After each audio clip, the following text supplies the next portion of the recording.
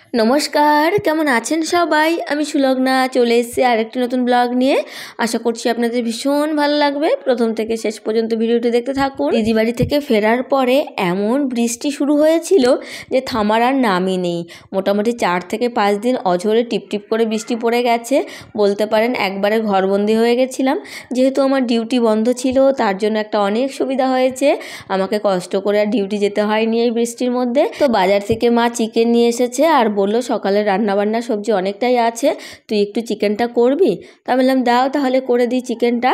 আর আজকে না চিকেনটা একটু ঝাল ঝাল করে কষা কষা করে করব। ওদিকে বাবুর জন্য বললো মা একটু আলাদাই চিকেন রান্না করতে, কারণ ও ঝাল ঝাল করলেও খেতে পারবে না। যাই হোক, আমি এখানে চিকেনটা প্রথমে ক্লিন করতে চলে এসেছি আর ভালো করে চিকেনটা ক্লিন করে নিয়েছি। মোটামুটি 3 থেকে 4 ধোয়া দিয়ে দিয়েছি আর এখন ফাইনাল ধোয়া দিয়ে দিচ্ছি। এটা ধুয়ে নিলে তারপরে চিকেনটাকে জল ঝরিয়ে রেখে দেবো। আর ওদিকে মাকে আমি বলেছি মা তুমি ততক্ষণে আমাকে একটু মশলাটা করে দাও। আমি আবার মিক্সচার মেশিনে মশলা করতে প্রচণ্ড ভয় পাই। চলুন তাহলে এবার রান্নাটা বসিয়ে ফেলি। তো প্রথমেই কয়েক টুকরো আমি সলিড পিস নিয়ে নিয়েছি বাবুর জন্য রান্না করার জন্য। বাবু তেমন হাড্ডি খেতে পারে না, তো ওকে আমি প্রথমে চিকেনটা একটু ঝোলঝোল করে রান্না করে দিয়েছি। এখন আমাদের চিকেনটা বসিয়ে দিয়েছি।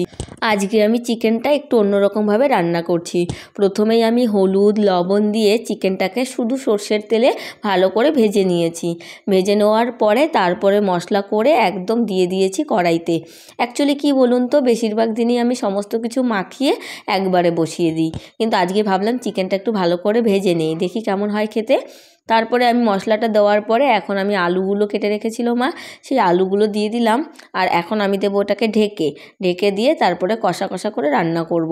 আর এদিকে আমার বাবু বলছে রান্না করে দেওয়ার পরে যে আমি রুটি দিয়ে খাবো, ভাত দিয়ে একদমই খাবো না। আমি কি সবসময় ভাত দিয়েই খাবো নাকি? আমি রুটি দিয়ে খাবো মাংস। যাই হোক, তারপরে রুটির প্ল্যানটা আমরা অ্যাড করি। যেহেতু বাবু খেতে চেয়েছে তাই রুটি তো বানাতেই হবে, তার জন্য মা ওদিকে রুটি ভাজছে। দেখো কই তুমি?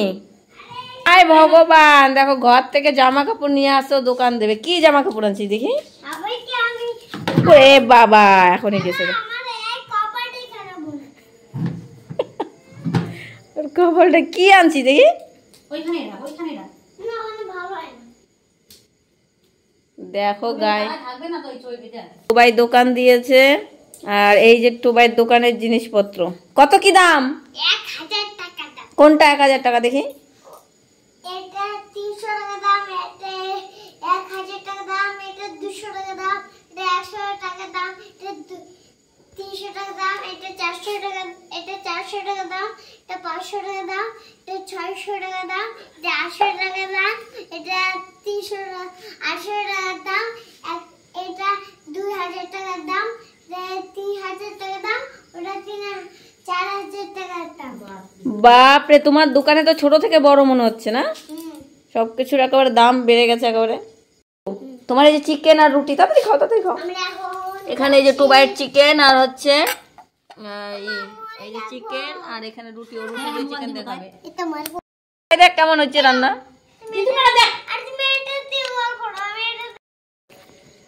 পড়া বাদ দিয়ে যে দোকানদারি করছে, হ্যাঁ।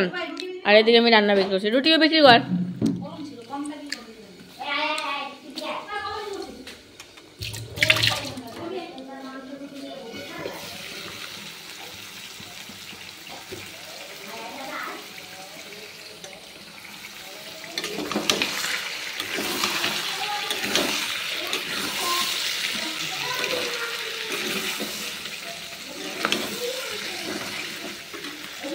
তো আমি এদিকে চিকেন কষাতে দিয়ে চলে গেছিলাম বাবুর দোকানদারি দেখতে। এখন এসে চিকেনটা ভেজে একেবারে জল দিয়ে দিলাম। আর এখন কিছু কষা চিকেন তুলে নিলাম, সবাই মিলে খাবো বলে। চিকেন রান্না হবে আর সেখান থেকে কষা তুলে খাবো না, এটা তো হতেই পারে না। তো আমি কষা চিকেন কিন্তু অল্প করেই তুলেছি, কারণ এবার কিন্তু বেশি চিকেন আনা হয়নি। যেহেতু কালকে শনিবার, কালকে আমরা খেতে পারবো না, আজকেই সব শেষ করতে হবে, তাই অল্প করেই চিকেন আনা হয়েছিল।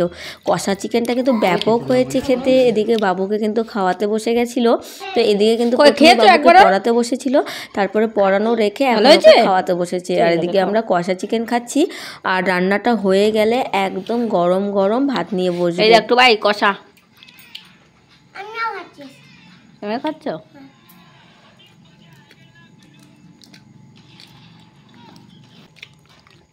চিকেন আমার সব সময় কষাই ভালো লাগে, ঝোল দিয়ে আমি তেমন খেতে পারি না। আর ভাত খাওয়ার সময় তো আমি চিকেন দিয়ে একদমই খেতে পারি না, কারণ আমার তখন লেবু ঝোল এরকম লাগে।